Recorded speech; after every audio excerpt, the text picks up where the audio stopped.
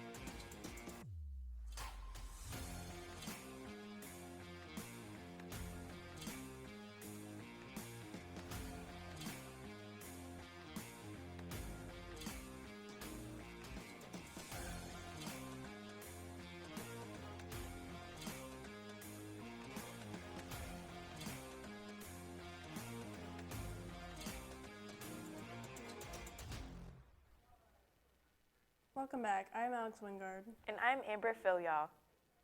Tens of thousands are still on the Ukrainian side of the border fighting for their lives to arrive in Poland, to even more uncertainty. Little hands clutch bigger ones that will give anything just to keep them the sleepy, tiny, cold faces and tired arms. The hum of voices you would expect from the number of people that are here, it doesn't exist. It's as if the shock and disbelief has brought with it an odd silence. It's mostly women and children who have had to say goodbye to husbands, brothers, fathers. Men aged 18 to 60 are not permitted to leave. A Hollywood power couple is promising to match every donation up to $1 million for Ukrainian war refugees. Actor Blake Lively and Ryan Reynolds are throwing their personal and financial support behind the United Nations Refugee Agency. Lively posted a UN refugee photo showing a child in need on her Instagram, saying the agency is providing life-saving aid. The UN is estimating 3 million people in Ukraine will need humanitarian assistance this year. The escalation of military operations in Ukraine is leading to a human rights violation. Freedom of speech is also under attack. The UN's Human Rights Monitoring Plan is continuing its work in Ukraine. They are working to help with the 5 alarms, aka COVID-19, global finance, climate action, lawlessness in cyberspace, and peace and security. Cyber warfare in particular poses a significant threat to human rights. Russian President Vladimir Putin is expected to hold a meeting on Monday regarding the economy. His 2 economic advisors will also be present. It will be held in Kremlin due to the economic reality changing significantly, as said by Peskov. Russia's currency has plummeted and the Moscow Stock Exchange has not opened. For a long time, Russia has been planning to do the sanctions, so stock exchange remaining closed has put a stop in those plans. Volvo is the latest making business changes due to the conflict in Ukraine. The automaker announced it is halting car shipments to Russia's market. In a statement, Volvo did not put a potential end date to this move. The company says sanctions against Russia by the U.S. and European Union prompted the decision. Ukrainian and Russian delegations begin talks Monday. Ukraine is demanding an immediate ceasefire and the withdrawal of Russian troops from the country.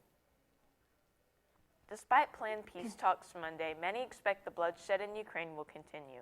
That conflict far away might be hitting closer to home than you realize. Oil is already up over $100 a barrel, and experts predict the conflict will keep prices high. As stock market opens Monday, investors are bracing after a roller coaster last week. Meanwhile, boycotts of Russian bread and alcohol are underway at some stores and bars. Other organizations are finding their own ways to distance. The Ukraine war is affecting more than just U.S. finances and affiliations. It's igniting anger among protesters here and rekindling Cold War-era fear. Facebook discovered dozens of fake accounts, groups, and pages that were spreading pro-Russian sentiments. Meta's move comes alongside a separate takedown of what officials call an intensified push from hackers who have been trying to compromise accounts of Ukrainian government officials, military leaders, and journalists. This campaign is dubbed Ghost Rider and apparently succeeded in penetrating some Facebook accounts. Meta says this false campaign effort was small, relatively speaking, and that it was disrupted before it had a chance to gain significant momentum. So far, there hasn't been any fake activity from pro-Ukrainian groups, but Meta officials say they will announce it if it occurs. War. It's what the whole world is watching. Ukraine has many supporters who are aiding to all of their needs in these threatening times, but there are more at-home situations beginning to rise. Gas prices, while in Ukraine, all the basic needs citizens require to go about their day are being depleted. The USA gradually started to see these issues rise as well. Ukraine is a major oil producer, but most of the resources are going to the war, and America is seeing a greater impact on oil. The prices for gas are rising. On top of this chaos, Russia's nuclear weapons on alert are bringing back Cold War fears. Senator Jim Inhofe is expected to announce in the coming days that he will retire near the end of the year. The 87-year-old Oklahoma Republican is a Senate veteran and leading conservative. He is the top Republican on the Senate Armed Services Committee. Inhofe, who won reflection in 2020, was already planning not to run again, but retiring this year could cut his current 6-year term short and likely spark a GOP battle for a seat representing one of the nation's most conservative states. If Inhofe makes his announcement by March 1st, it will trigger an election this November for his successor to serve the remainder of his term. A man wanted by the FBI in the theft of a $10 million sports car in Milwaukee 21 years ago has been captured. The 1938 Talbot Lego Teardrop Coupe, a rare sports car valued at $10 million, is at the center of a 2001 international heist out of a Milwaukee garage.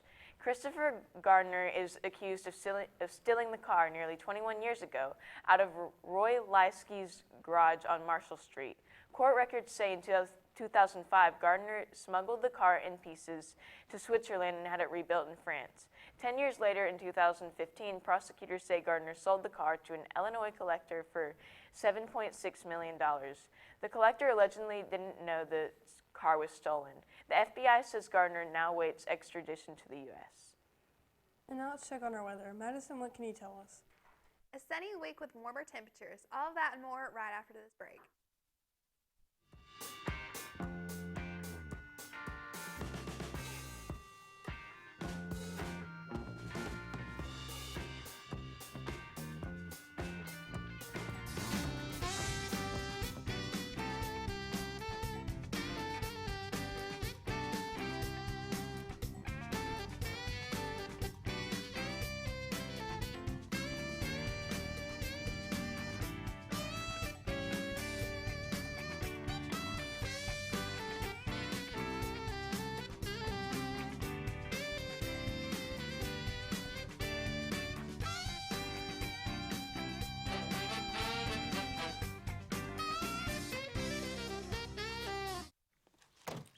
Wow, college already. Yeah. We gotta go. I love you. I love you too, Daddy. And thanks for everything. Gratitude. Pass it on. A message from the Foundation for a Better Life.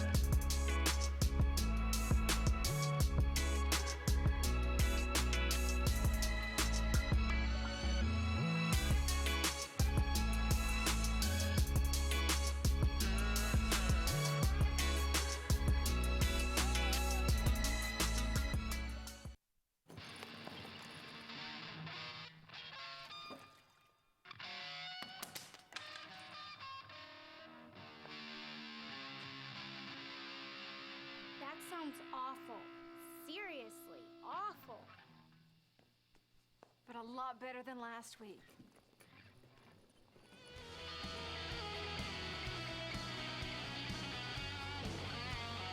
We weren't born to follow.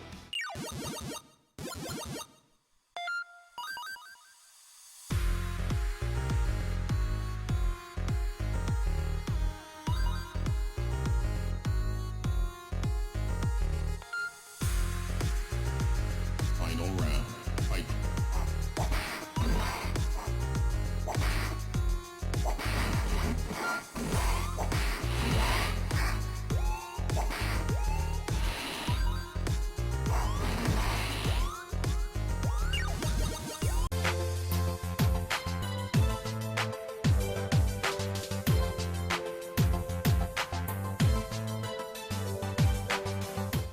Welcome back. I'm Madison Johnston with your weather. Let's go ahead and take a look at our weather at glance for today.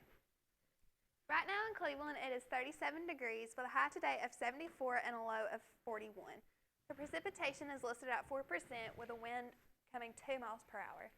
The humidity for today is going to be 90%. The dew point is at 35 degrees. The pressure is 30.18 inches. Visibility is 10 miles, and the UV index is great, which is 0 out of 10. And now let's look at our local radar. No storms or any precipitation in our area, which is good because we need to dry out from all this rain from last week.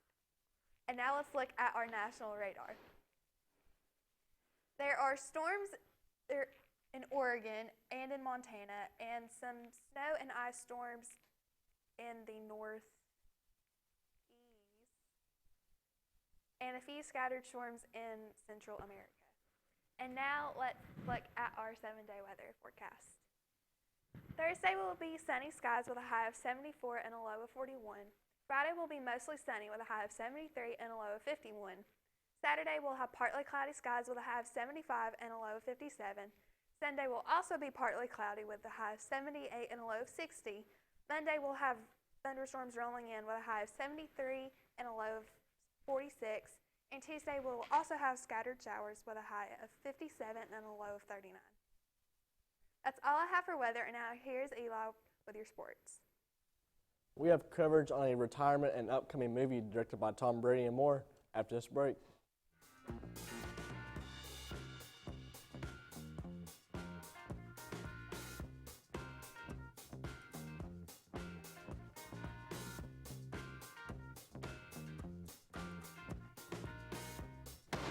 Well, you're wrong.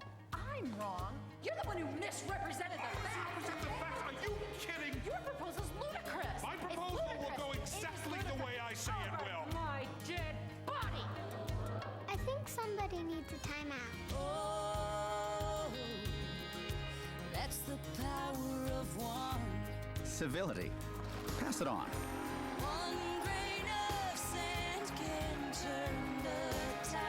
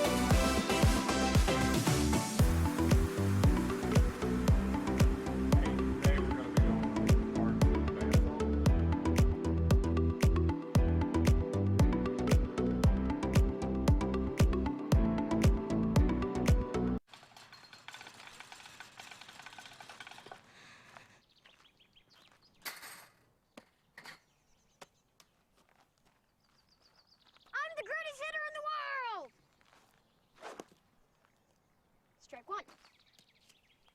I'm the greatest hitter in the world! Strike two.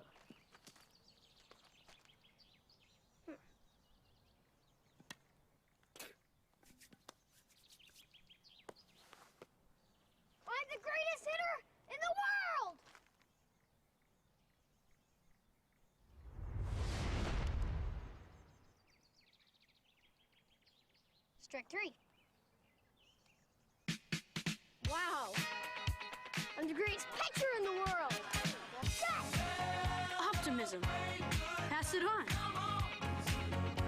A message from the Foundation for a Better Life.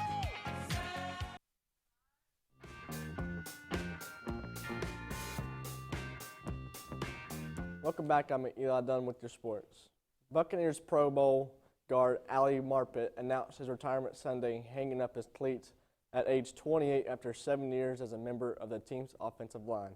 In a letter entitled "Thank You, Tampa Bay," Marpet expressed his gratitude to the team for building him into the man he is today. Brady commented on the post saying, "You are a warrior. It was an honor." An alum of Hobart College, Marpet was the first Division III player selected to the Senior Bowl and was drafted 61st overall by the Tampa Bay Buccaneers in 2015, the highest Division III pick in NFL history. The Saints have agreed to restructure the contract of Michael Thomas, converting $14.5 million of his 2022 salary into a signing bonus to help clear cap space going into the 2022 season. The Saints are also reportedly reconstructing the contract of offensive tackle Ryan Ramczyk, converting $18.2 million of his scheduled salary and roster bonuses into a signing bonus. The move not only helps the Saints navigate some of their salary cap issues, but likely ensures that Thomas and Ramczyk will be members of the team next season.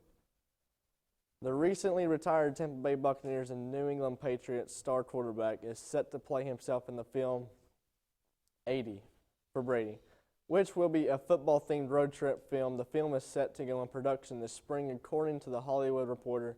Brady is also set to produce the film. Brady launched his 199 Productions company in March of 2020, and that will be the company that produces this new film, along with Paramount Pictures and Endeavor's content. In addition to Brady, Lily Tomlin, Jane Fonda, and Rita Moreno and Sally Field will star in the feature.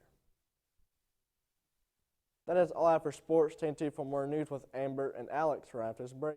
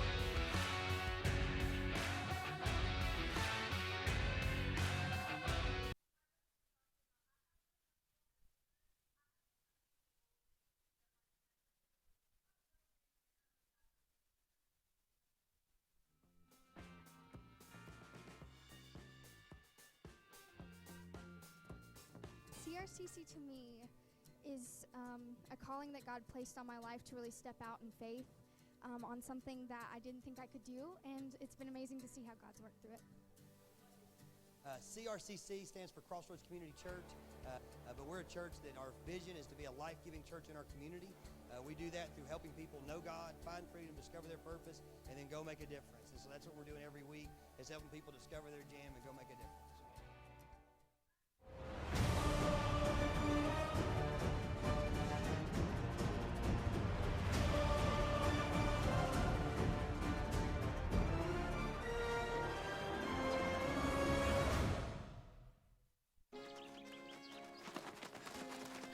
We broke Old Man Hennessy's window. Correction, dude. You broke. I just threw the ball. This is really bad. What are we gonna do? Dude, kiss your life goodbye. Let's go. Yeah.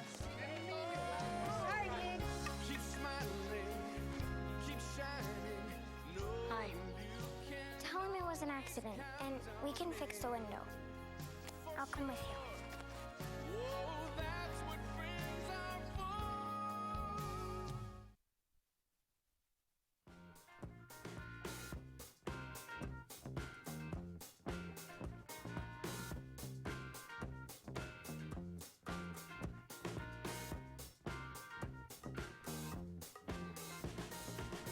Welcome back. From 2005 to 2020, U.S. employers around the country were ordered to pay more than $42.5 million in back wages to 69,000 workers who perform seasonal low-wage jobs on guest worker visas. Labor backers worry that's just the tip of the problem. Investigations by the Labor Department, which has special supervision over guest workers, aren't keeping pace with the dramatic increase in workers, according to an analysis center for public integrity. Montgomery, Alabama, Vice President Kamala Harris is traveling to Alabama this weekend to commemorate a key moment of the civil rights movement. Harris will speak in Selma at an event marking the 57th anniversary of Bloody Sunday. That was the day in 1965 when white police struck black voting rights marchers in that Alabama city.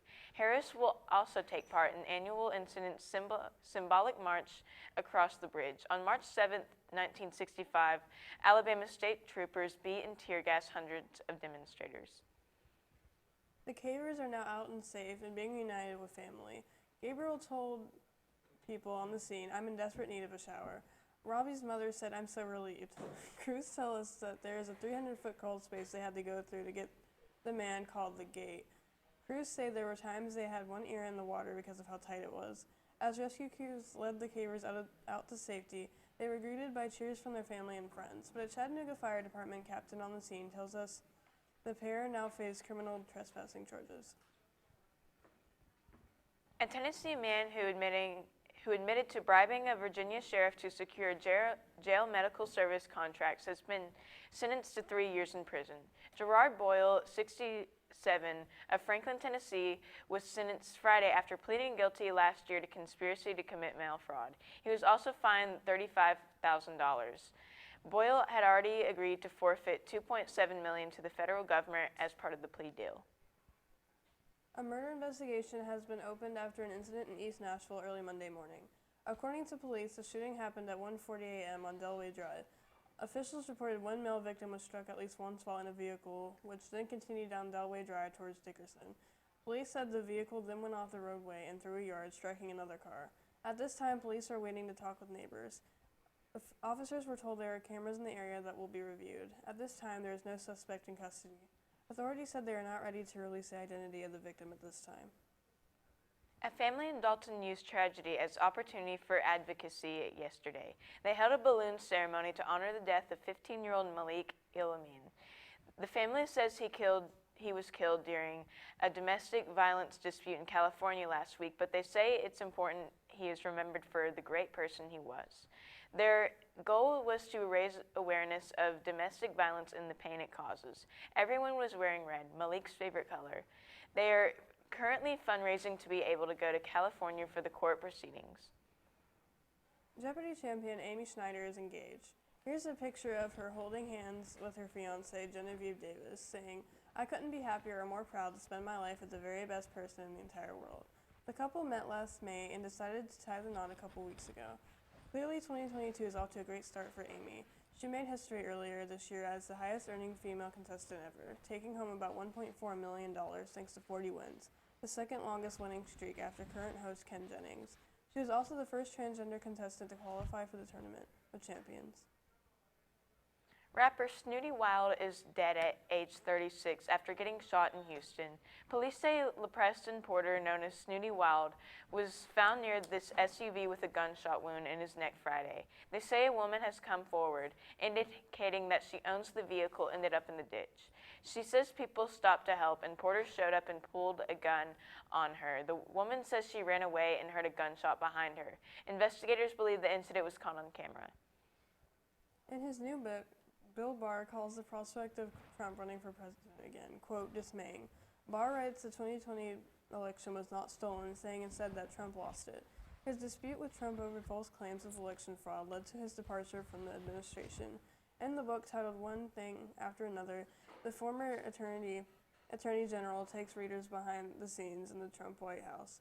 The former loyalist now admits that Trump has neither the temperament nor persuasive powers a president needs. Bill Barr's memoirs as Attorney General has a release date of March 8th. Police in South Metro Denver say up to 150 juveniles were inside the house late Saturday night when part of the floor gave way. A building department official confirmed that the weight of too many people in the structure caused the floor to buckle. One of the teenagers was seriously injured, but 2 of the injuries were reported to be minor. To complicate rescue efforts, the collapse also caused a natural gas leak, but crews were able to quickly shut the line off before it sparked a fire. The Red Cross is assisting residents left homeless after the collapse. Members of the General Assembly this week got their first look at Governor Bill Lee's proposal to modernize how the state provides money for Tennessee's K-12 public schools. Lee and Education Commissioner Penny Schwinn officially unveiled the Tennessee Investment in Student Achievement, also known as TISA, on Thursday to replace the state's current basic education program, also known as BEP, which was created in 1992. According to the legislation, no districts will receive less funding than they would have under BEP, and most districts will see substantial increases with the exact dollar amount depending on the student population being served. Districts with higher need students will receive larger funding increases. Gennady Mansevich is asking local residents to pray for Ukraine. The Cleveland resident said they want to live in peace. Mansevich, who has lived in the United States since 1995, is from Kryvyi Rog, a city in southeastern Ukraine. It is also the hometown of Volodymyr Zelensky, Ukraine's embattled president and reportedly #1 on Russian President Vladimir Putin's hit list. Ukraine gained independence from the Soviet Union in 1990. The USSR dissolved the next year as numerous Soviet republics such as Moldova, Georgia, Lithuania, and Armenia broke away and declared independence. Mansevich also attends Peerless Road Church with his wife. Moldova-born Valentina said Ukrainians want to live in peace. We are on Facebook, Twitter, and YouTube through our channel BCHS VOX News. You will also find more online at our website, voxnews.net. Remind your friends to like, subscribe, share, and tune in. You just cannot get enough of Vox. That is all we have for you today from Studio H12 at Bradley Central. And as always, God bless and go Bears!